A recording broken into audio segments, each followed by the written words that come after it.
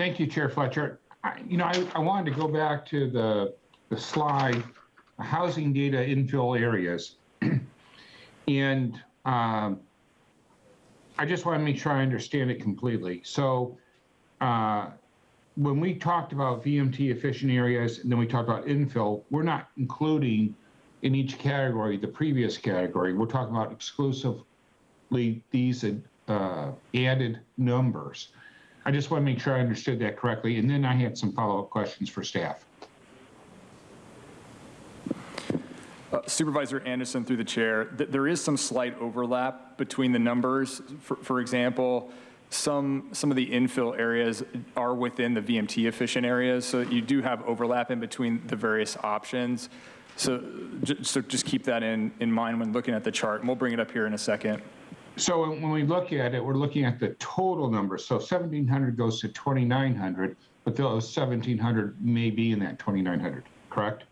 That's correct, Supervisor. Okay. Then as I was going through the information, I don't know if you can pull this up on Google, but it was in the literature you gave me. But when thinking in, I represented Spring Valley for the last year, so I'm most familiar with Spring Valley because I put a lot of time and effort into it. And just below Lamar Park on Valencia Street, we list two properties, 8771 Valencia Street and 8747 on Valencia Street. Is it possible for us to get that up on Google Maps? Because I think it would be very helpful for people to see what I'm talking about. And while you're working on that, yes, Supervisor, we'll pull that up. It may take us a few minutes. We'll pull it up on our computer.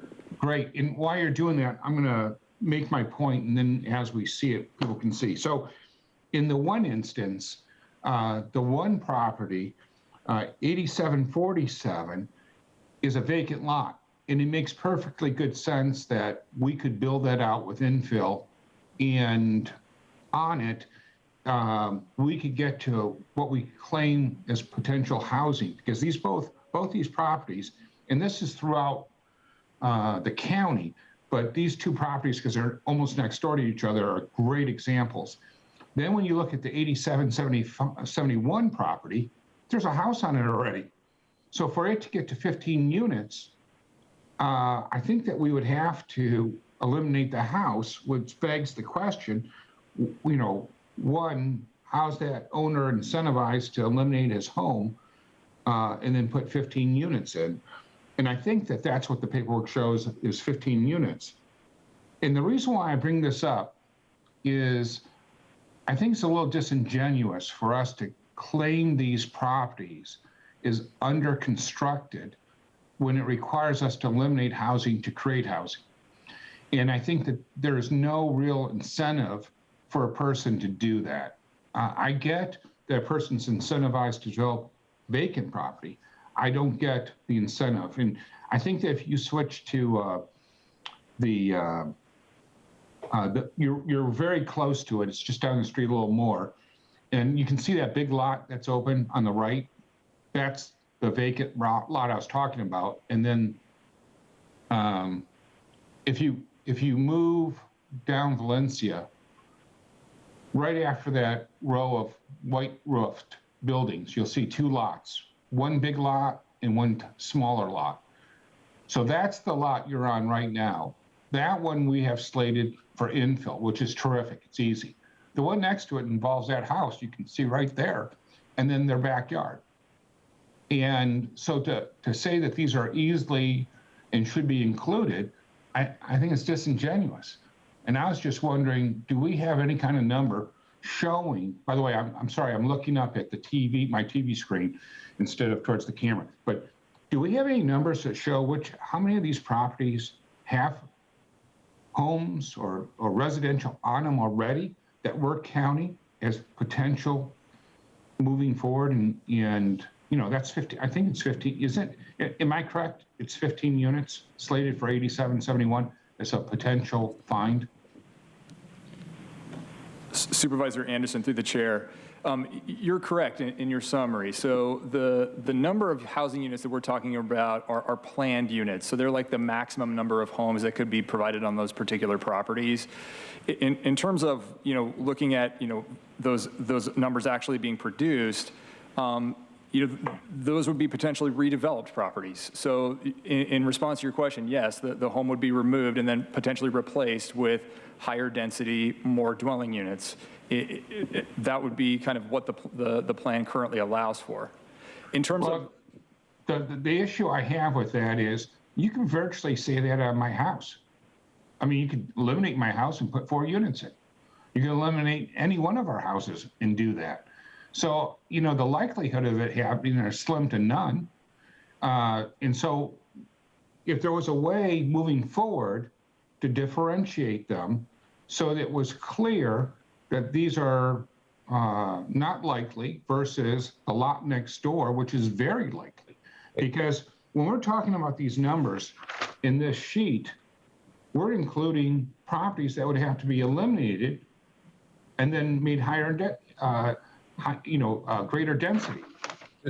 Supervisor Anderson, quick question for you. It sounds like you almost want a parcel by parcel analysis of all the parcels in this area to see what's actually buildable and what we could expedite getting done. Yes, but here's what I really want. I really want, it doesn't require parcel by parcel. I want an overall breakdown. When we talk about, well, we have the possibility of 2,900 homes, and then we apply this rule, it could be that we're talking about fewer than 1,000. So next year, when we've built close to nothing to meet the needs of housing, and we're all beating our chest saying, oh, we're going to do all this to make it turnkey, let's start with stuff that's real. This isn't real. I'm sorry. You know what? I don't know what the rest of the city does, but my district, they hold me to a high standard, and they'll laugh in my face if I say, oh, we're going to eliminate homes and build higher and more density. There's no incentives for this density. There's nothing that we're doing that makes this even real. And look, if we're going to shut down the county and the state's forcing us to shut down the county, let's just be honest. Let's just tell people up front, there's no hope for housing for you in the near future or ever. And then at least people don't have hope on something that's never going to happen, because we've done everything we can to look for ways to pare down locations of having housing. We've eliminated all these VMT areas, and as opposed to looking at how we can make them VMT efficient, we've pared down everything possible from influences of potential lawsuits. And I get it. It's not an easy job that we're tasked to do. But it seems to me it was a lot easier 60 years ago going to the moon on a slide ruler than it is today trying to build something in San Diego County. And when we have numbers that are artificial and we're all making decisions without understanding it, I don't want to put my colleagues on the spot, but I bet very few of you, I bet some of you, maybe one of you, didn't know that we're including properties like this. And so when we were looking at these numbers and they were so hopeful, now we know those numbers are really wishful thinking at best. And look, staff's done a hell of a job. I'm not picking on them. I mean, they have a horrible job. Every week, the legislature comes out with a new rule, a new finding, and no one's actually paying attention parcel by parcel. How do we make this work? Everybody on this board has claimed, and I believe, wants to make a path to housing so we can have generational wealth for minorities and we can improve our communities. We're all for it, but we got to use data that makes sense. We have to do stuff that leads to a better outcome and not just keep talking and talking and talking and never building.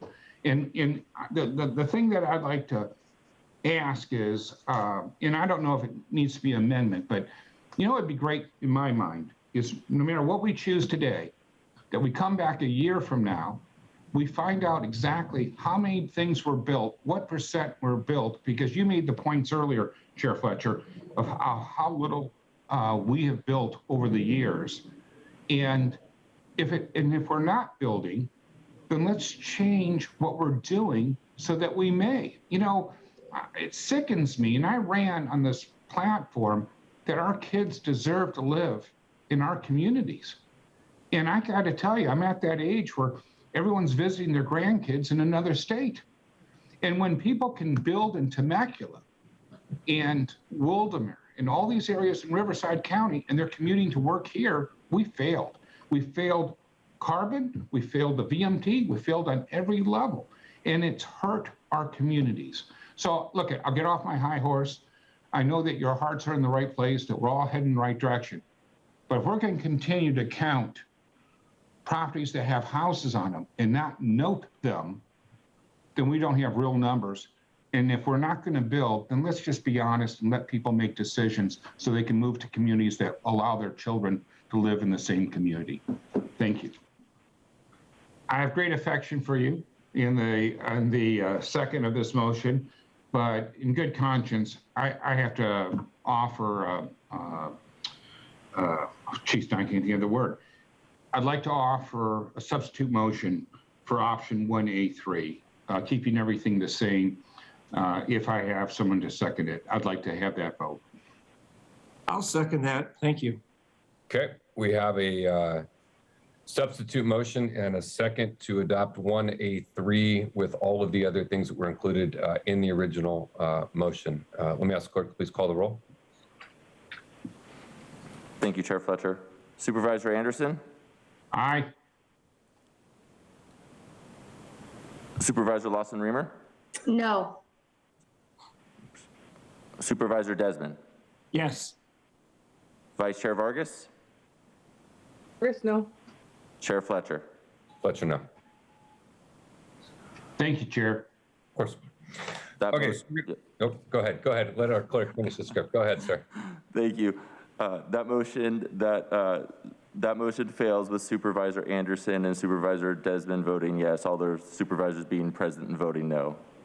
All right, so we're going to return to the original motion. Let me run through it one time here. We've got a motion and a second to approve option 1D3 minus very high and high fire with the added amendment around staff bringing us back a parcel by parcel analysis plan. We're adopting 2A, 2B, 4C,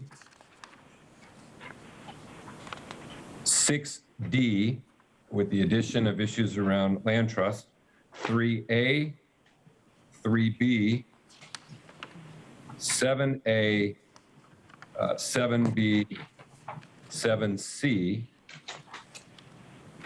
7E, with the understanding that we want to move long-term towards eliminating LOS.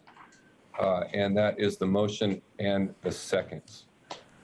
Chair Fletcher, I just want to ask if the motion also includes the CEQA findings as noted in staff recommendation number 1 as well. It does. Thank you. All right, let's call the roll.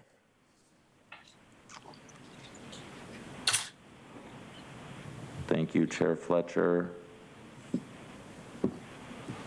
Supervisor Anderson? Sadly, no. Supervisor Lawson-Remer? Yes. Supervisor Desmond? No. Vice Chair Vargas? Chris, yes. Chair Fletcher? Fletcher, yes. That motion passes with Supervisor Anderson and Supervisor Desmond voting no, all their supervisors being present and voting aye.